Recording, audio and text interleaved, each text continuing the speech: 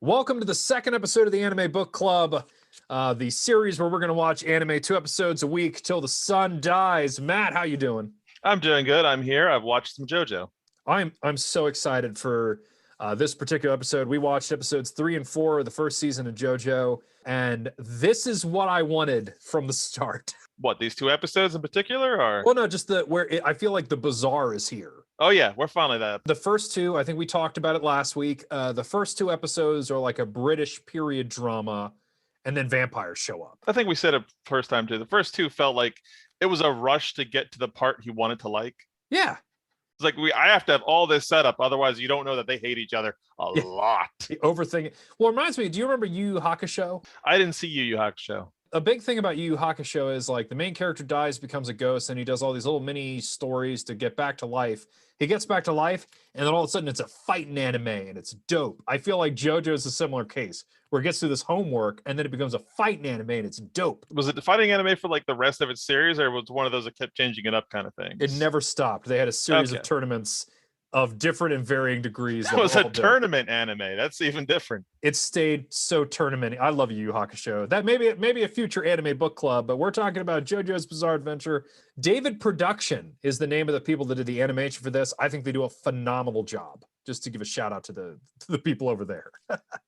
Are you ready to talk about episode 3? Yeah, let's do episode 3. What was that one called? Alrighty, so we're going to start with episode 3, The Youth with Dio. This episode begins, and it's so hard to describe the beginning of this episode without evoking like maybe the WWE or Phoenix Wright. Because as we left it, Dio has come back home after his rough vampire fight. He's got a broken arm, and JoJo is standing in a dark room holding a candelabra being like, "Welcome home, brother." That was fun, taking like a week break and just coming back to that to remember where we left off. It's like, oh, wait, yeah, it's on. Like we were in the middle of stuff. So the funny thing for me is I accidentally in my notes were like, oh, man, it's fight time. And then the intro song happens and then they just start chatting.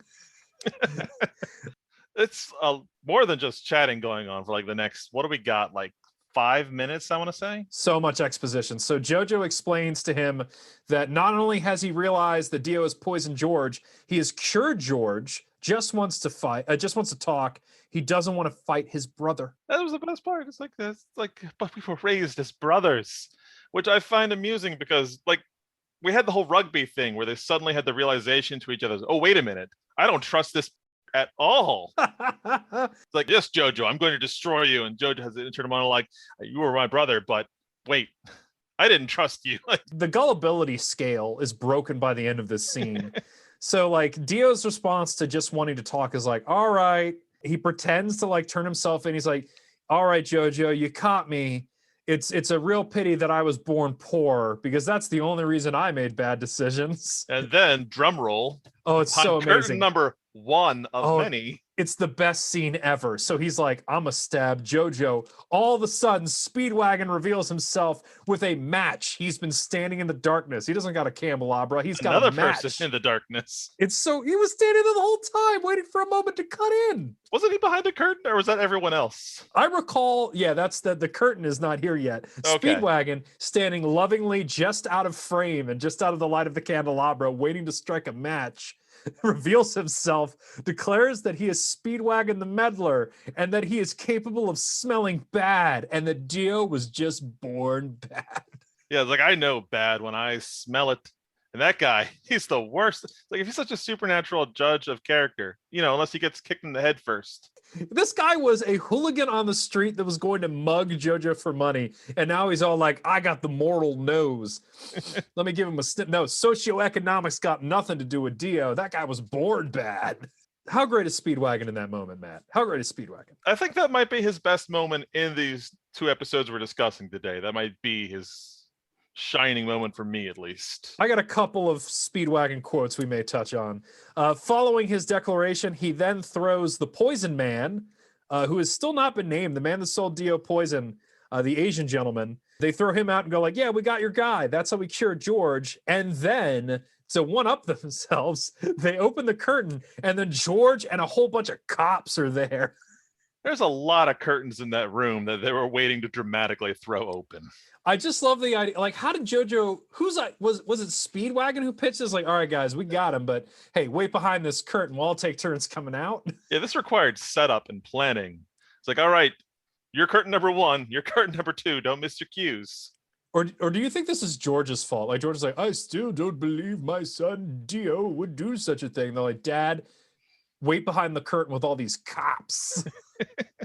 It's so good. It's so good. A note I had to write is that even George can tell that Dio is in the wrong at this point, which is great because Dio didn't actually stab JoJo. Speedwagon stops all that. So from an observer's point of view, all that's happened is that Dio's like, alrighty, I'll turn myself in. I'm so sorry that I was bad and poor. And Speedwagon's like, this guy sucks. And everyone's like, yeah, he's right.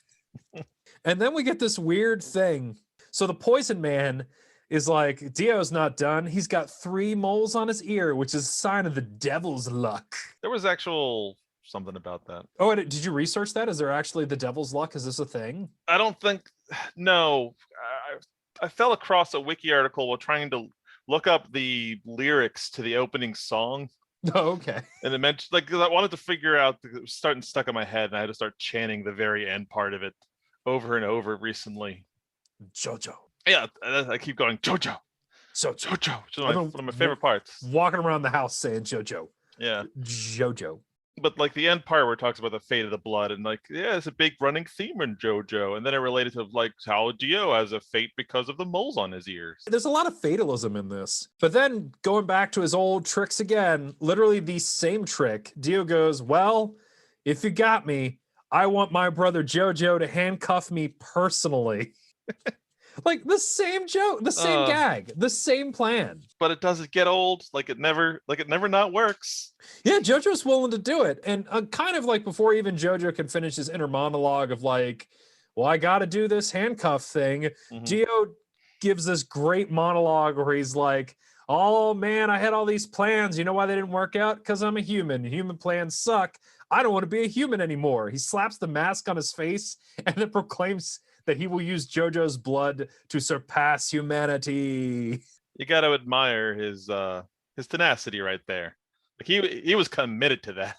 It's really cool to see that he's just like, I saw that one thing. I'm down, friend. What can only be described as like, so it's weird that no one tries to stop Dio from doing this. And George, a mostly bedridden gentleman, has managed to jumps in front of JoJo and takes the knife shot for him. And like JoJo himself says, I should have dodged that. He's like, what happened? But I was thinking about the mask. Yeah. He's like, wait, he has my mom's mask? To quote a parody of a different anime, why didn't you dodge? It's crazy. Like JoJo is an Adonis, a physical specimen.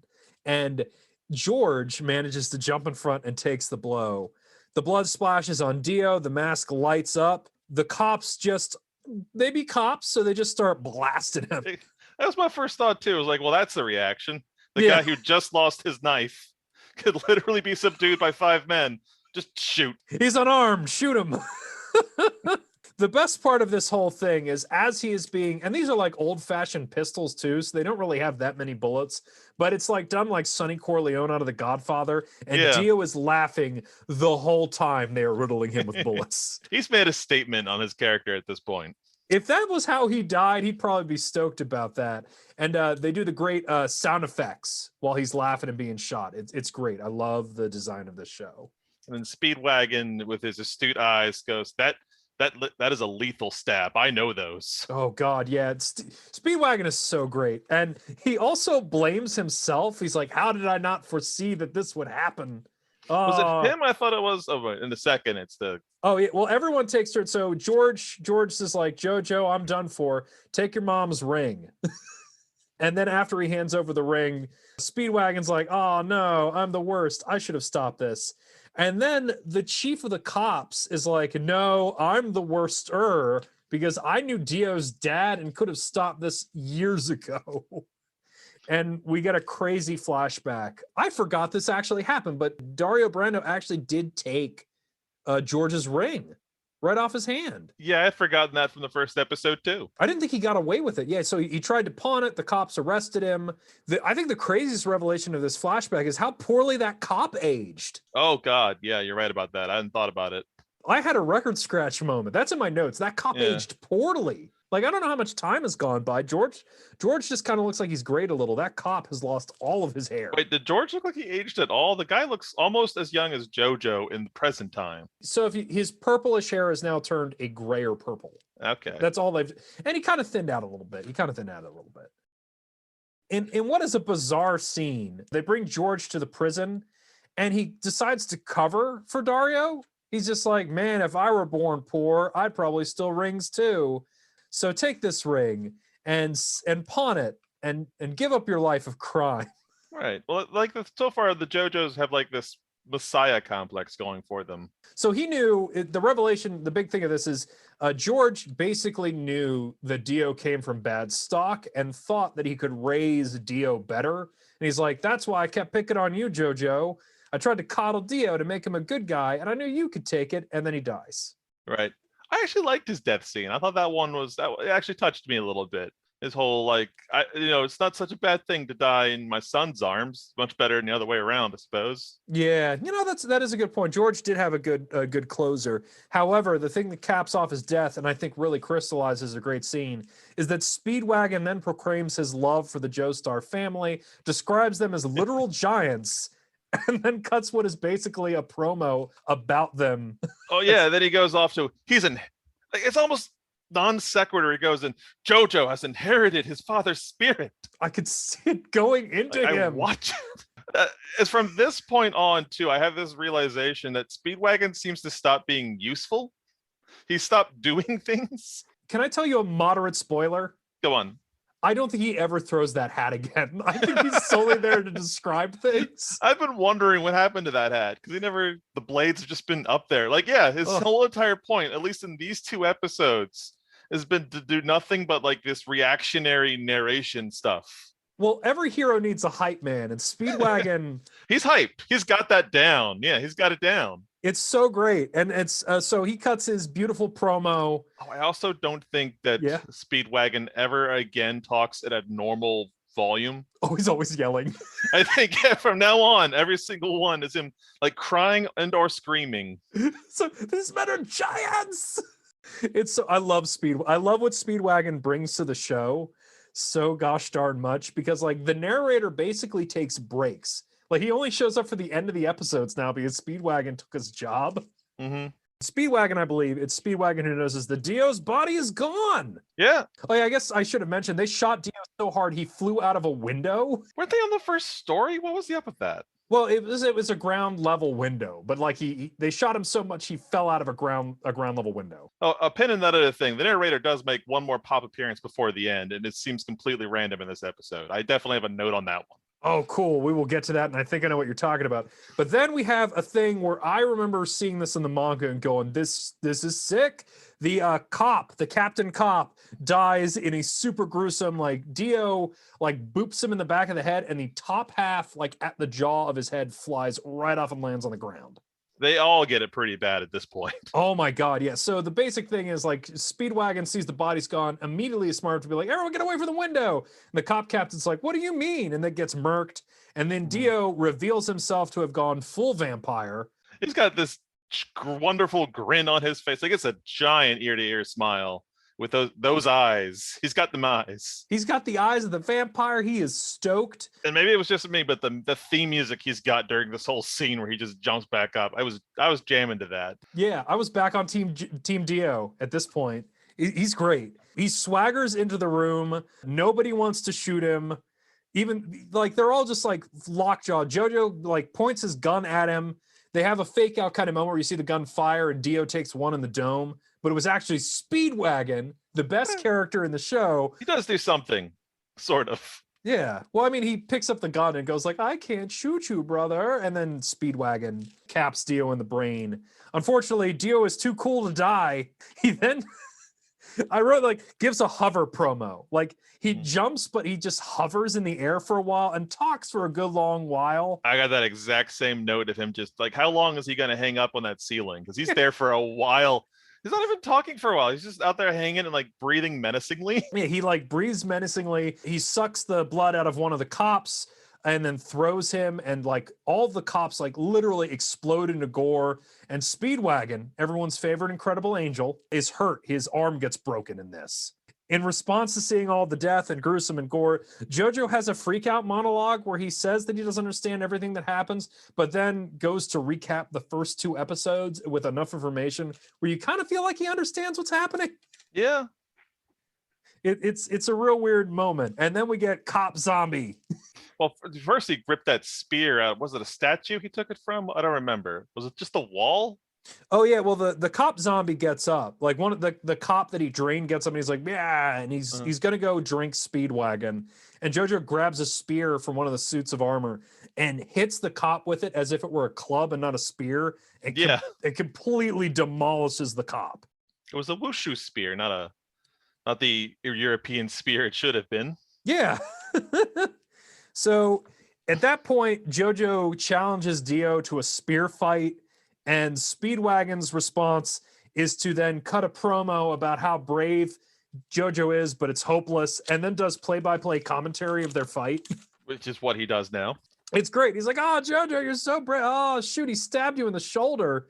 Like, JoJo takes a real bad, Dio breaks off the spear thing and then stabs him in the shoulder. Well, here's the best part. JoJo doesn't care about that spear in his shoulder either. He just leaves it there. I have that note too. It's like just 3 more scenes. It hangs. It looks so stupid. It's like he's got a pipe. I don't even think he's worried about like the blood. I think he just literally doesn't care about it. He's like, I forgot I have this spear in my shoulder. He does have a bright moment though. So after like he realizes that he can't beat Dio, he blows out his candles and then hides behind a curtain. And allows Dio to find him by bleeding profusely under it. Yeah. Well, this was my favorite. Like, I have this one definitely written down. It's one of my favorite moments because it was the Joestar family secret technique curtain room. Yeah. And it's great because Dio's like, oh, JoJo, you are so stupid. I know all about, and he opens the curtain. JoJo is somehow lit on fire. And JoJo is cradling Speedwagon lovingly under one arm, and Speedwagon's got a lantern, and there's that big dumb spear stuck at JoJo's shoulder. And then I think maybe one of my favorite images of these 2 episodes, JoJo lights the house on fire, jumps up to the 2nd floor, like throws Speedwagon, like throws him out of the building somehow. Yeah, he like uses his big muscles to do that. And Dio's response is to just walk up the wall. Yep, that was the moment. It is so cool. Like he does like a saunter, a stroll, just straight up with 0 effort. It's the coolest thing ever. It's like it's out of nowhere too. It's like all of a sudden, yeah, he can walk up walls now. Sure, why not? He was not fazed by it at all. He could have hovered, but no, he chooses to walk up the wall while continually like shouting at JoJo. Oh, I love hearing Dio shout JoJo. He does it so much in this episode. It's so good. It's on par with whenever I hear a Japanese voice actor go, Jesus Christ. Yeah. Like I'm so glad we're watching this in the Japanese because whoever the actor is for Dio is killing it. Killing it. He shouts JoJo and I'm kind of cheering while my blood curdles. It's great. It's so great. So like we then have like a back and forth kind of thing where JoJo, the house is on fire. JoJo is like leading Dio up to the roof. And then by the time they get up there, Speedwagon has another one of his maybe 5th monologue of the episode where he's like, oh God, JoJo wants to burn Dio at such a rate where he cannot regenerate his wounds. I hate this plan. No, JoJo, don't. He says for like the 10th time. It reminds me of like Dragon Ball Z Abridged when Krillin is screaming about the spirit bomb. Like if Dio just paid attention to Speedwagon, he'd realize what was happening. Yeah. The burning building's the only thing that could kill Dio. We then get Dio makes it to the roof, and JoJo's response is to tackle him back into the house. Oh, but it's how he comes to the roof. Because JoJo's up there by himself, like just looking around. And I suspect this anime moment where he's just gonna get grabbed from under, get his foot dragged back down, which doesn't make any sense to begin with, because how does Dio do that through the roof? Yeah. But he jumps, like he attacks JoJo by jumping through the roof itself. And one of the things I know about JoJo from just the internet is the oro oro oro. And I feel like this is the first time we hear a repetitive sound screamed like that from So- Dio at this point. He says "muda muda muda," Yeah. and that's something that is a classic thing for the Dio character to say "muda muda muda," which I think it means it's useless or something. Well, it's in my head now. It's fantastic. So then he does his awesome jumps up to the roof. JoJo tackles him down, being like, "I'm going to take you to the bottom of this building." And Dio's like, and in English, which is great, goes, "Goodbye, JoJo," and Yeah. kicks JoJo into the fire. It's like, you idiot! I could just grab onto the wall. Have fun burning to death, stupid. What are they even in at that moment? It kind of looks like a humongous chimney. It's But as far as JoJo falls, it's like taller than the mansion. the geography of that house makes no sense at this point. No, absolutely not.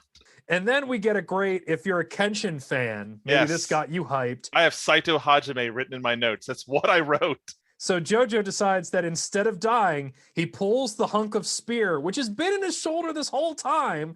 He stabs that into the wall, jumps off of it, and tries to grab Dio. Realizing that he's too short to grab him by the ankle, he then pulls off his belt. I guess he's really quick to do this without falling back down. And then, like, Indiana Jones wraps his belt around Dio's leg to pull him down. I still remember back when we watched Kenshin together many, many years ago. We had that one scene, and I think simultaneously we both said he used his belt. It's so cool. It's a great Kenshin And it scene. happened again, and somehow JoJo's pants never suffer for it. Exactly. They stay on. His glutes are holding him up at that point. Guy's so strong. Well, then at that point, he's grabbed Dio, and Dio's all like, I could get away from this. And he like wallops JoJo's arms, and he responds like, "Oh no, JoJo's arms should be dust, but I can't get away from him." And then JoJo's response is to stab Dio with the knife that Dio stabbed George with. And then he gives Dio a big old hug, and he's like, "I'm going down with you." Yep. And then we find out that JoJo's a Saiyan. Oh yeah, that's right. Because I remember Dio randomly said, "Wait a minute, I forgot. He gets stronger every time he loses." Yeah, this weird moment where it's like, that can't be canon. It's like that wasn't ever mentioned before. This is much like, oh my god, just like my birthmarks that have always been there, JoJo is a freak and always gets stronger when he loses. I mean, it kind of lines up with what we got in the first two episodes. Remember, because he was always getting his butt kicked, and then all of a sudden he was stronger. Yeah, so I guess that maybe that's them justifying all the victories. Yeah, it sounded like a recon, or like Yeah. not necessarily recon, but like they were trying to justify it after the fact. It was real crazy, but fortunately for JoJo, because of this, he and Dio separate. Dio gets impaled on the family's good luck statue, and for whatever reason, the mansion blows up in such a way that JoJo is like thrown from the mansion into the fountain within spitting distance of Speedwagon, who is just so happy to see JoJo. He still sounded sad. It was like, JoJo won, but he's like bawling his eyes out the whole time. Well, he's like, but at what cost? At what cost? Look at all he lost. I love this episode. I think this is a great episode. This is a great fight. This is when things started to get crazy. It was fun going back and forth. I feel like the idea that Dio and JoJo were like these brothers separated and hate each other was this kind of forced. Yeah. But the thing is that the anime is so in love with it that I am too. And I know I mostly sound like I'm joking, but I feel like Speedwagon being such a fan of everything that's happening kind of like gives the show a little extra charm where it's like, look at these two. They were destined to do this. What a terrible destiny. Yeah, because I think we forgot on the roof and fighting Dio, JoJo has the flashback of his whole life. Oh, I forgot. Crap. I skipped over that note. Yeah. I even wrote it's like Walk Hard. It was like out of nowhere. Like nothing led up to it. It was just suddenly JoJo remembers his life. And it's like a 5-second flashback. His life was very short and shitty. Yeah. Well, I forgot about that. I even wrote in my notes, JoJo has to see his whole life flash before his eyes before he can have a roof fight. I totally missed that. That was the only thing the narrator got to do since Speedwagon took his job. Exactly. And it's so funny because that's where the episode title comes in, Youth with Dio. He's like, my youth with Dio was so crappy. I see what you did. Yeah, I wrote that down. It's like, hey, they did the Arrested Development thing. Hey, that's the title of the show. The final note I have for this episode is that Dio makes so many incredible sounds. Yes. That's what I was going on earlier about. He's been great to listen to. He also does like it's written like WRY, like rah. I can't do it, but like he has this great sound, and the actor does such an incredible job of bringing all of his Dio-isms to life. He had to have had fun with the episode, because in this episode, Dio just kind of cut loose. Like, it seems like he just, stopped caring and was whatever. Oh, it's so great. Like everyone's having, well, maybe not JoJo, but Dio and Speedwagon are having the times of their lives in this episode. JoJo with those big dull those doe eyes of his going on every frame. He's like, oh God, the spirit of my family. It's great. I love this. This is such a classic. And I feel like it, and it really does bring a close to the beginning feel of the show. Like we've crossed the threshold and things are only going to get weirder. Was this the first episode to have an after credits scene so far? Like an actual scene and not just in the next episode? Oh wait, I didn't see. There was an after credits scene. Boy, yeah, there was an after credits scene. I was so hyped for the next one, I just went for it. What was it? It was the poison guy survived, right? Or did he survive? I remember that from the manga. Yeah, he survived, and he was digging through the ruins, and he found, like, you didn't really get to see it. It was all kind of shadowed, but that's when like Dio's arm just reaches out, grabs the guy by the head, and makes him a thrall at that point. And that was after the credits, and then there was a next time. Shoot. Well, then I got to definitely watch after the credits then, because I'm a fool. I'm a fool. Yeah, but I remember that from the manga. Okay. Well, I guess they still put it in there if you watch the credits. Exactly. How did you not stick through all the credits? I was so hyped for episode 4, I had to immediately click next. Oh, but those end credits, I can't skip them. They're too good. They're really good, and I love the Aztec imagery. I'm just so hyped. Do you want to get to episode 4? Yeah, let's jump in. Alrighty, so episode 4, Overdrive, one word. Now we enter to fighting anime territory. This is so fighting anime. So this is my favorite character. I think I might love him as much as you love Speedwagon. I love Speedwagon. So we open on a blue sky. Speedwagon is standing in front of what kind of looks like a church, I think. A church or a monastery. I just assumed it was a hospital. I don't know. It might be a hospital. I didn't know if hospitals were a thing like in 1800s. Yeah, they were probably. I don't know. He's in a building. Speedwagon then is so concerned about JoJo because he's like, oh my God. I wrote a couple Speedwagon quotes from this monologue because I just kept laughing so much. He said, he's totally alone. And then he says, I hope that I could give him the will to live. Speedwagon is such a bro. He's so worried about JoJo, who's fighting for his life. He got kicked in the head once, and now he is a friend for life. That's JoJo's real power. He can kick the love into what it is. I had a note from the previous episode that JoJo solves all his problems with kicks. Exactly. He made a best friend for life by kicking him in the head, and he defeated Dio in that last fight by kicking him away at the last second. Exactly. The power of kicks. The power of kicks. We then have a baffling moment where Speedwagon is super worried about JoJo, but is shocked to realize that someone is taking care of him. in the hospital, maybe church area. Yeah, wherever JoJo is. So it's like he's walking to the room. He's like, I'm going to go pay my best buddy JoJo a visit. And he's like, wait a minute, the light's on. I didn't leave the light on. And someone's caring for him in this hospital. And just kind of creepily watches for a while and realizes he's in good hands. Oh, yeah. So then we realize that JoJo really has grown as a person because the moment he comes to, he immediately recognizes that Arena Pendleton is back and it's her. Mm-hmm. It's not like the first time they saw each other where he didn't know who she was. I was happy to see her again. It's cool. It was good to see Arena again. It is a little bit of a secondary mute cute where he's like, it couldn't possibly be you. And she's like, you mean Arena Pendleton? Yeah. And it's neat to see, like, after 7 years, I'm glad they're getting a second shot. And I like that. Yeah, she seems happy again. I think the last time we saw her was she was abandoning JoJo because of the whole Dio thing, and she seems to at least be moving on now.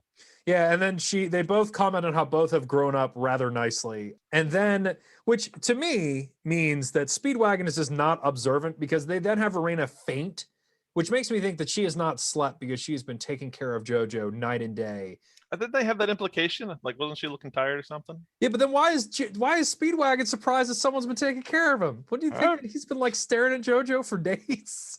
Do you think he hasn't? Maybe he's been standing outside monologuing. It takes time to come up with that good material. Exactly. So then maybe my favorite line of the episode happens.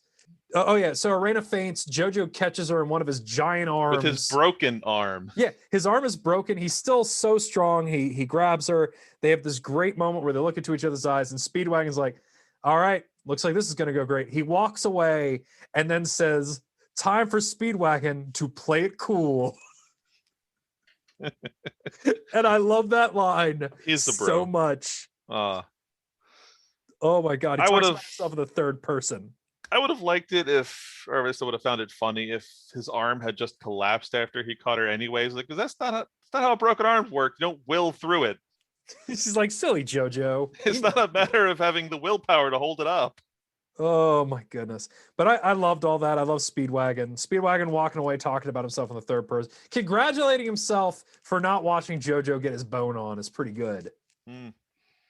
We then cut to Whitechapel, London. And I was immediately reminded that Jack the Ripper's in this show. He seemed, they used him up pretty fast though. Oh yeah. So Jack is back, so to speak. He's doing what Jack the Ripper does. He's murdering a lady. He's not much of a character. Like, they don't do much with him other than the fact they made him handsome as hell. He's a handsome gentleman. So he's doing his deal, and then Dio and Poison Man show up. Dio's in like a sick wheelchair. He's got a Sith cloak, and it's like gives like a speech about like, you know, darkness, and then proclaims that Jack the Ripper could be part of his evil elite. He then hypnotizes Jack the Ripper and has him join his team. Team Dio, or the evil elite, has been formed. I'm glad they kind of loop back because they used Jack the Ripper as like an establishing shot in the previous episode. So it's kind of funny that they brought him back. As a plot element even. Yeah, he's a character on the show. We then flash back or move forward a little bit. JoJo has returned to the ruins of the mansion, and for who has been a pretty dumb character for multiple episodes, is intelligently looking for the mask. He's really hoped it's been destroyed, but he really needs to know that the mask is gone. He's with Arena as well. They walk away from the mansion, but JoJo notices that a dude in a white top hat is following him. He like notices that the guy's behind him, and then he turns around. Now the guy's ahead of him, and he's eating a sandwich. Before JoJo can really be like, who are you? The guy's like, hello, JoJo and Arena Pendleton. Like, he knows who they are. Mm-hmm.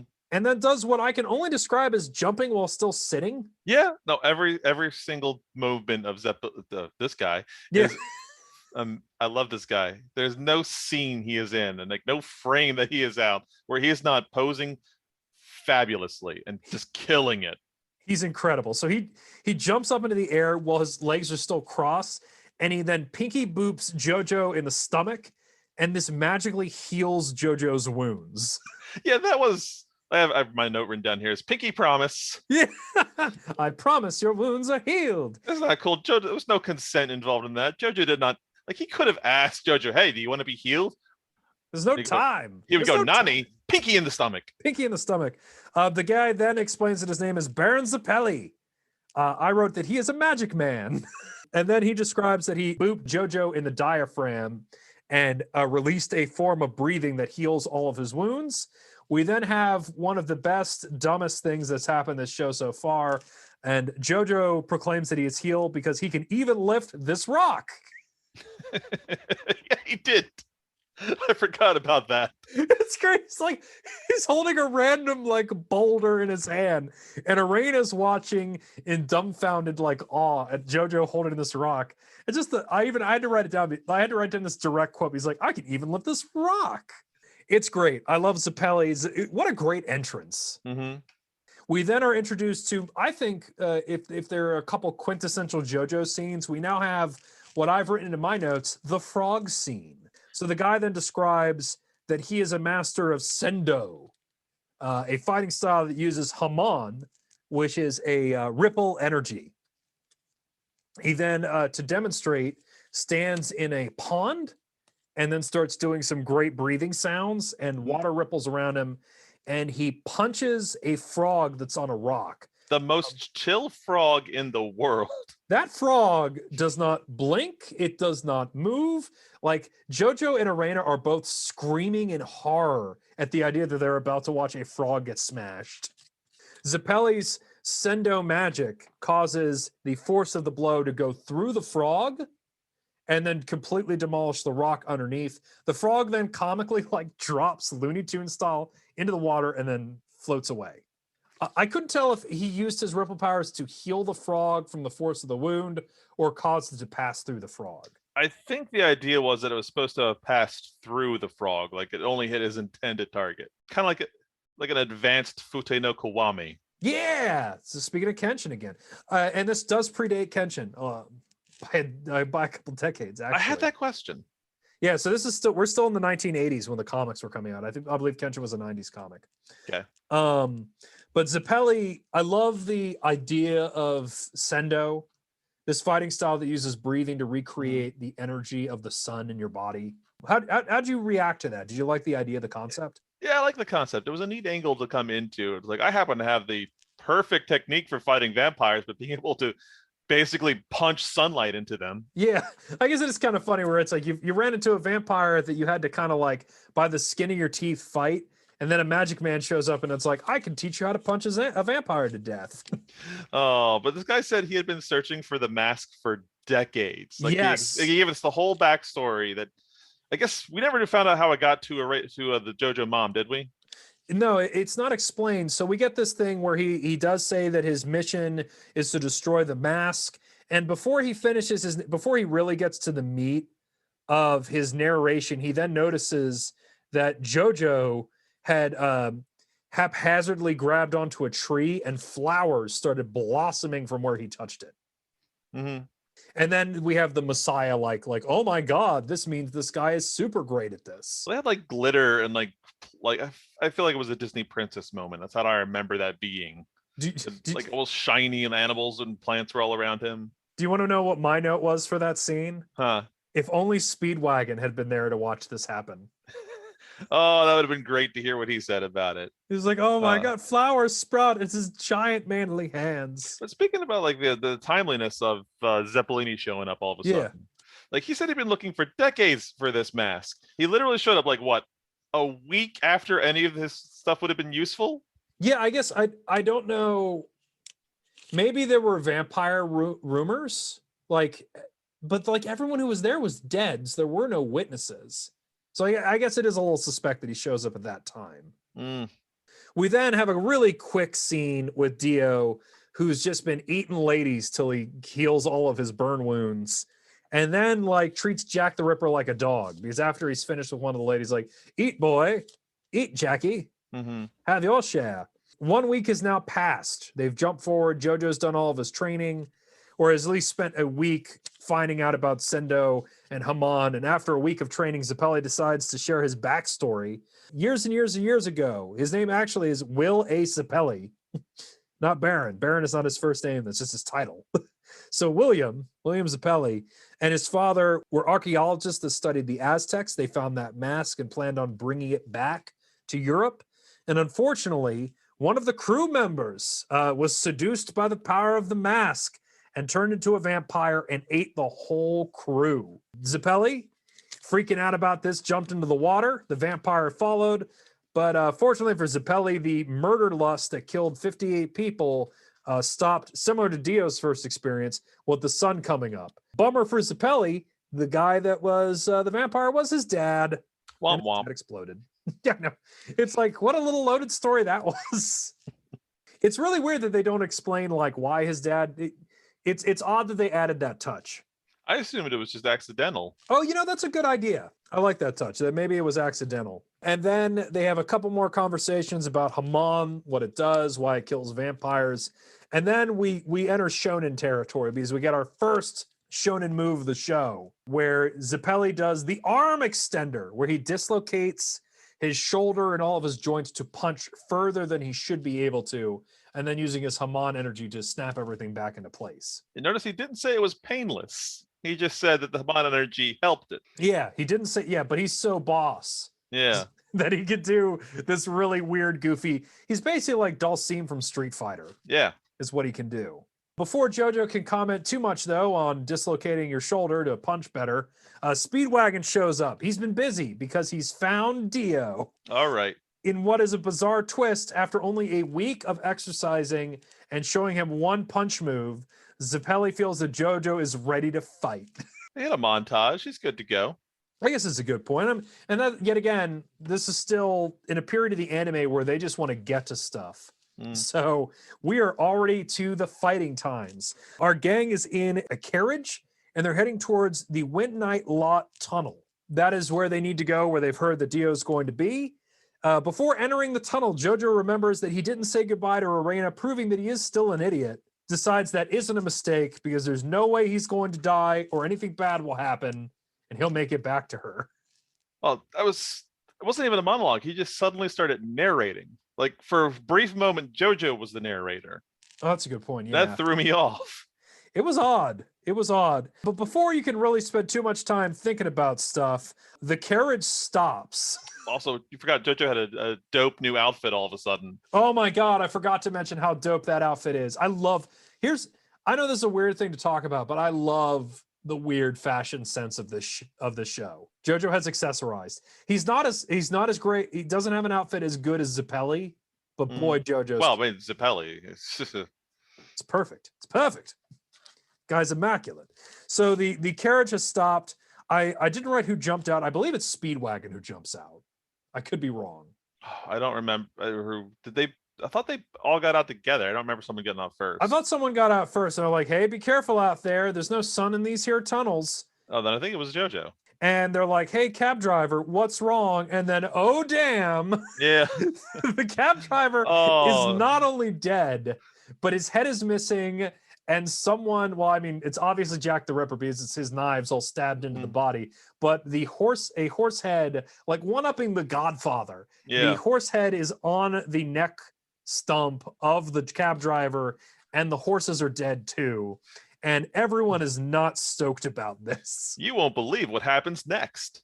Yeah, you totally won't, because then Jack the Ripper's face pops out of one of the severed horse necks, and he's like, hey, everybody.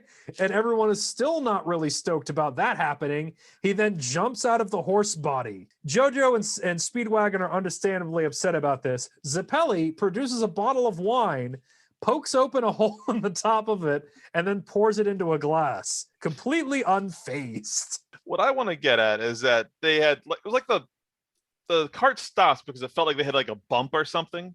Yeah. And then like the span of maybe 5 seconds, they're like, what was that bump? I'll go and investigate. And in that time frame, Jack the Ripper had enough time to kill horses, decapitate a man, remove the horse head and replace the man's head, and then crawl inside of that horse and just wait there to be discovered. I know that he's not playful, but I like the idea. He's like, oh man, this is gonna spook him. This is gonna spook him.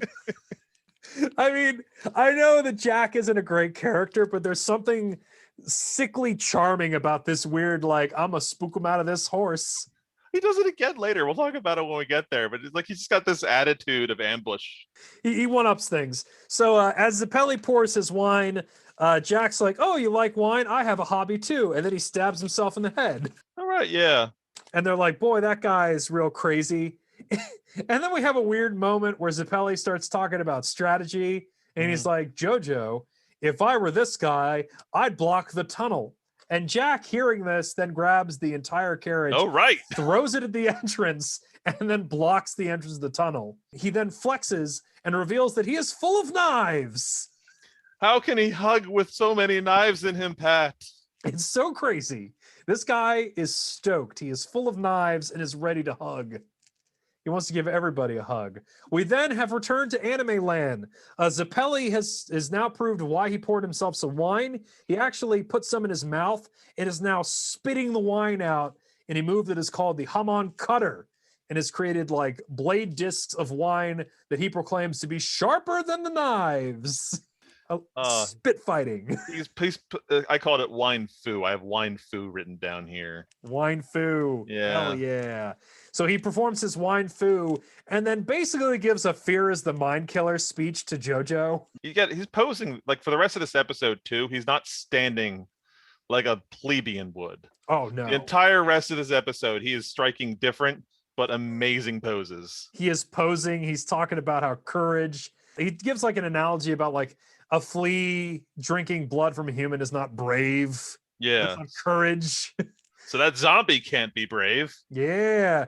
And then he explains that Jack the Ripper is not a full-blown vampire, but instead is a zombie. But I guess he does have some of his personality left over. He then continues the power of anime and has a special knee-based attack.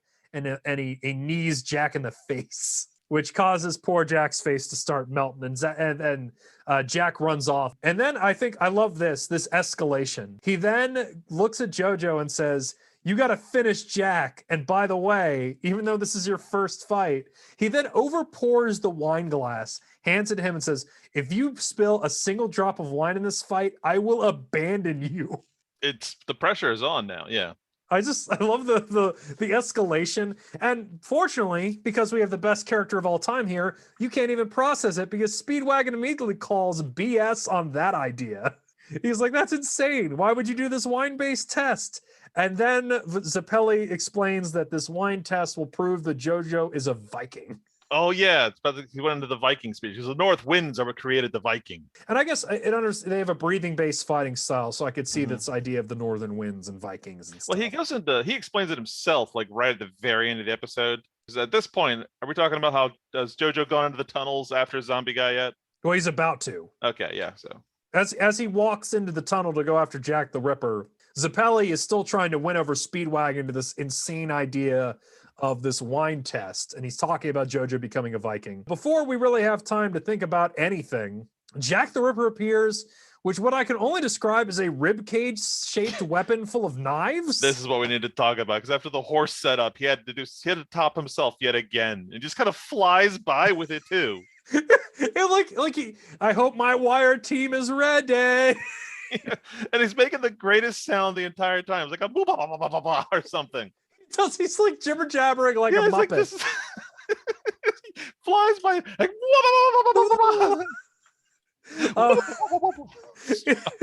it's so good. It's so good.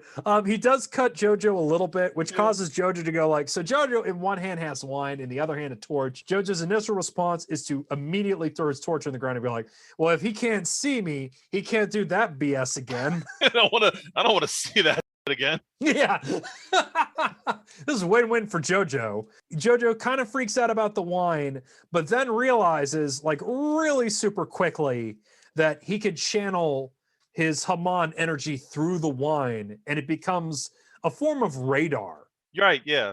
It syncs with like the undead vampire energy or zombie energy of Jack, who is hiding behind a wall with his ribcage thing being like, "Oh, I'm gonna get him.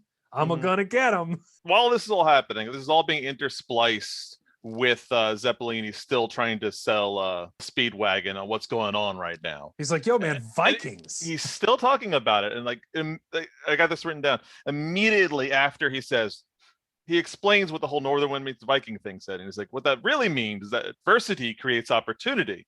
It's like, so, only through struggle are people getting stronger kind of a thing. So that's why Vikings were awesome, because they lived in harsh territory. So I'm throwing him into the meat grinder to get better.